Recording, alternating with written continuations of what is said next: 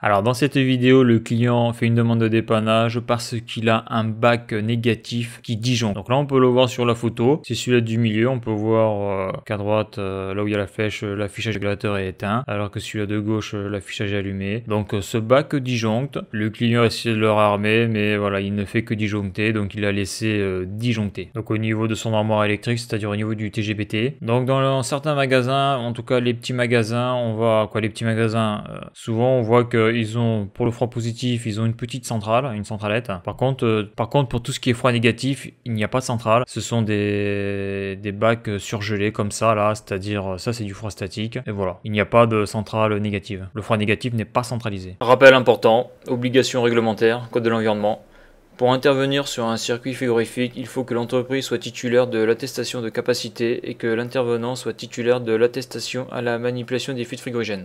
Le port des équipements de protection individuelle est nécessaire pour intervenir sur le circuit électrique et frigorifique. Donc là on peut voir la plaque signalétique de ce bac surgelé, hein. Bon c'est un congélateur, hein. Donc c'est le Paris 250, donc on peut voir que donc il est au R290 et que sa charge n'est que de 110 grammes. Donc la première chose que je fais, c'est déjà je demande au client de me montrer où est le disjoncteur de ce bac surgelé. Donc là je le vois, c'est le bac congèle 3, donc je vois qu'il est tombé et je vois que là où il y a la flèche, je vois que le petit loquet a fait tomber le disjoncteur. Donc ça c'est la fonction différentielle, on le voit, il y a marqué DT40 Vigie, c'est 16 ampères. Donc là c'est le 30 milli qui l'a fait tomber. Donc j'en déduis qu'il y a un courant de fuite. Et donc comme c'est de la petite puissance, j'hésite pas, je le remets pour voir ce qui se passe et je vois qu'il saute. Alors on peut voir que sur la photo que ce meuble est encastré entre deux meubles. Donc moi je dois accéder donc sur la partie droite du meuble. Là on voit où il y a la flèche, il y a le régulateur. Donc c'est de ce côté-là qu'il y a le compresseur, le régulateur. Et derrière ce bac il y a les prises. Donc là ce que je fais, c'est là où il y a la flèche, là il y a une sorte de grille de protection pour éviter que des saloperies tombent derrière, donc que j'enlève. Et il faut voir que ces bacs là, là où il y a la flèche, là en bas, là, il y a une sorte de rail, de guide qui est vissé pour faire en sorte que, là on voit sur la photo il y a 3 bacs, que ces 3 bacs soient régis, c'est-à-dire que si quelqu'un pousse sur ce bac là, et bien que ça ne bouge pas. Donc j'enlève ces vis là, j'enlève toutes les vis qui maintiennent le bac du milieu. Donc l'objectif c'est de sortir le bac. Donc bien sûr le bac est vide, hein, vu qu'il disjoncte, donc il n'y a plus de produit à l'intérieur. Donc voilà, le but c'est de sortir entièrement ce bac pour pouvoir accéder aux endroits où j'ai besoin d'accéder.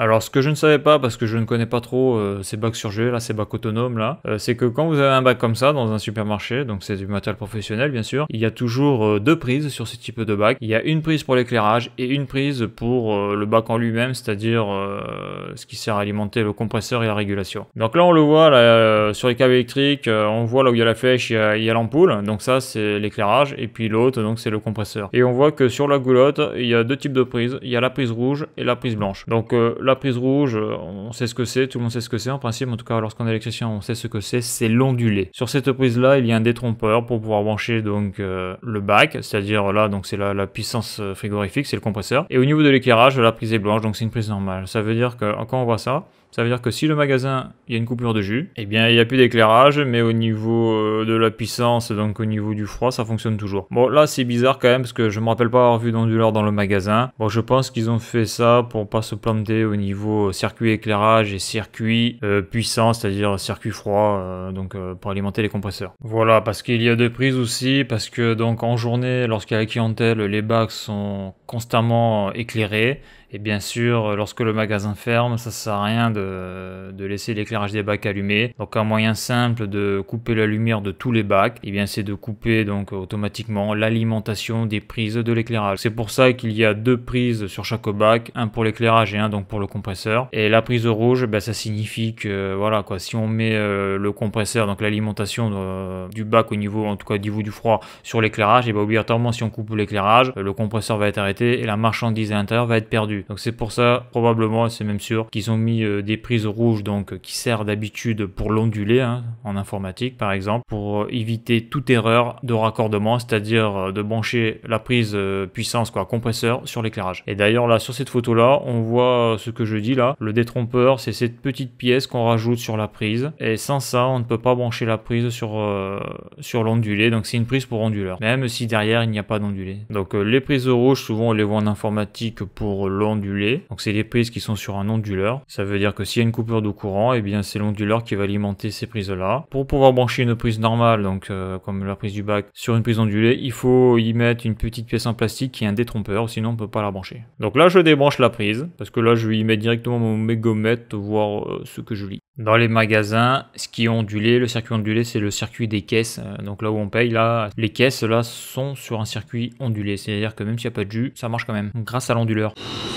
Donc là je le mets sur test pile, pour pas se faire avoir. Là j'appuie sur le bouton, il m'indique que je suis plein, je viens de changer les piles. Donc là je vais le mettre sur 500 volts. Là je suis relié à la terre là. Donc là j'ai l'infini. Et là on voit qu'il y a un défaut d'isolement. On voit bien là, l'aiguille bouge bien.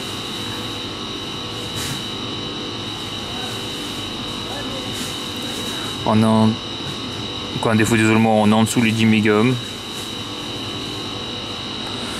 Donc sur cette photo on voit bien la petite pièce rouge là, donc là où il y a la flèche là, sur la prise blanche là. Donc lorsque l'on veut brancher une prise d'un PC ou sur un circuit ondulé, on a besoin de cette petite pièce rouge parce qu'il y a ce petit bâton rouge là, donc qui est un détrompeur qui permet donc qui appuie sur la prise femelle donc ondulée qu'il y a dans la goulotte, et donc ça permet de pouvoir donc enfoncer la prise. Donc là, comme j'ai dit au début de la vidéo, le symptôme c'est le meuble fait disjoncter, donc le disjoncteur, donc on sait qu'il y a un problème soit de différentiel ou en court-circuit, et souvent sur ce type de bac c'est le compresseur qui est mort. Donc c'est pour ça que je fais un test d'isolement. Donc là je vois que je suis en dessous de 10 mégohms, donc la machine est froide, le compresseur est froid, donc en principe le résultat attendu c'est d'être à plus de 100 mégohms. Donc là ici ce n'est pas le cas, il y a quelque chose qui passe, il y a un retour sur la terre. Bon, je vais ouvrir, donc là on voit que ce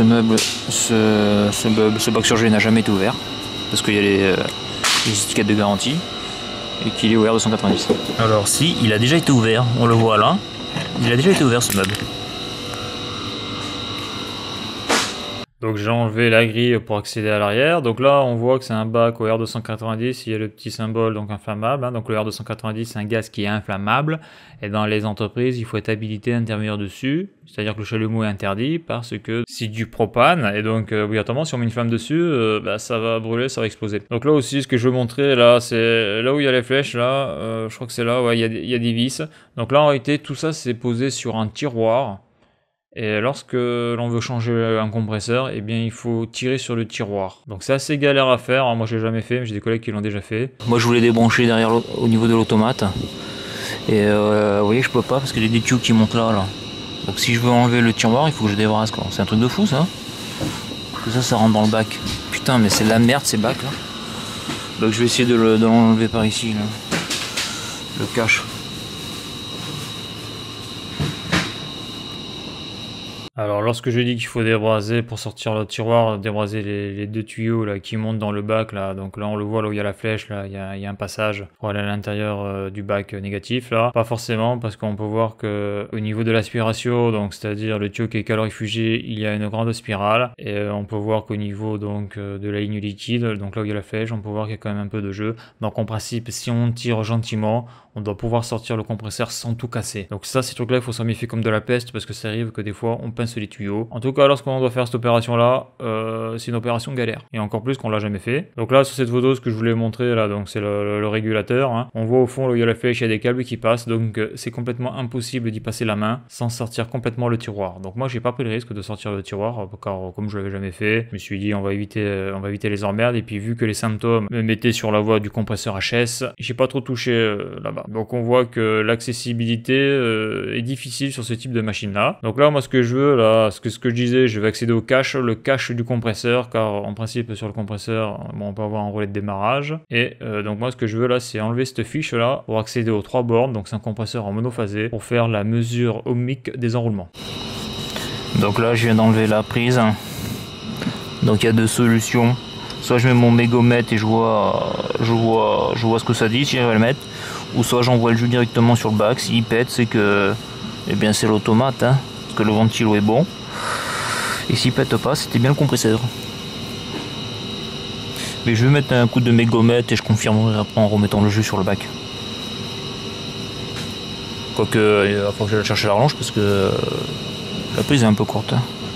Alors le mégomètre m'a dit que rien de flagrant au niveau des défauts d'isolement. Donc après, ce que je vais faire, c'est prendre les valeurs ohmiques. Donc je vais prendre 3 valeurs. Ces 3 valeurs doivent être différentes. Donc à l'intérieur, donc on a l'enroulement permanent et l'enroulement de démarrage. Donc ces deux enroulements ont une valeur différente. Et ces deux enroulements sont joints en un point haut, qui fait que lorsque je vais prendre, bon là j'ai pas de schéma là pour le montrer, mais lorsque je vais prendre mes valeurs ohmiques sur le bas des enroulements, vu que les deux sont en série, je dois avoir une valeur ohmique qui fait l'addition de la valeur ohmique de l'enroulement permanent plus la valeur ohmique de l'enroulement de démarrage. Sachant que l'enroulement de démarrage a une valeur ohmique supérieure à l'enroulement permanent.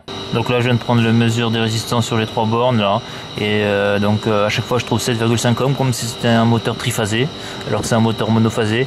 Donc je pense qu'il pétait pas au diff, hein, mais qu'il devait péter à la fonction thermique. Bon voilà, en tout cas ce qui est sûr c'est que je dois pas avoir 3 valeurs ohmiques identiques de 7,5 ohms, c'est impossible. Donc le compresseur a un problème. Donc pour valider le truc, je vais renvoyer le jus et je vais voir si ça saute ou pas. Donc là je viens de remettre le jus. On voit que le petit ventilateur tourne. Donc ça n'a pas l'air de faire l'automate, la platine de régulation n'a pas l'air de faire péter le truc. Voilà, donc c'est bien le compresseur. Donc là quand même, pour changer le compresseur, et même pour accéder à l'arrière de ça quand même, il faut quand même débraser ici quoi. Quand il faut couper ici, donc là c'est du R290. Moi je suis pas habilité à intervenir dessus, j'ai pas été formé, et puis j'ai pas le matériel. Donc déjà qu'à la base j'ai pas beaucoup de matos pour bosser, mais là c'est même pas la peine.